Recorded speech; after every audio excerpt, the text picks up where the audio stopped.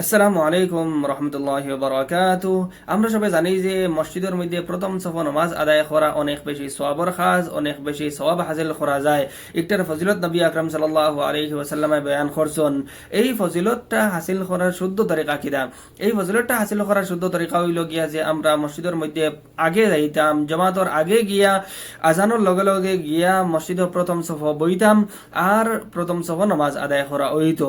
কিন্তু দুঃখের বিষয় হইল গিয়া আমরা সমাজের কিছু মানুষে এই ফজিলতটারে গলত তরিকায় হাসিল করতে চাইন।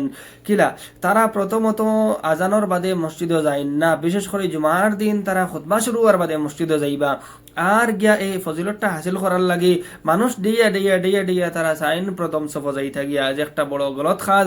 মানুষরে কষ্ট দেওয়া, মানুষরে কষ্ট দেওয়া, মানুষের অসম্মানী করা ইসলামের মধ্যে বিলকুল ঠিক কাজ নাই, জায়েজ নাই। একটা করিয়া সওয়াব হাসিল করা যাইতো না, ফজিলত হাসিল করা যাইতো না। আল্লাহ রসুল সাল্লাল্লাহু আলাইহি ওয়াসাল্লাম এই তরিকায়, এই অবস্থায়, এই পন্থায় এই ফজিলতরে হাসিল করার কথা কইছেন না।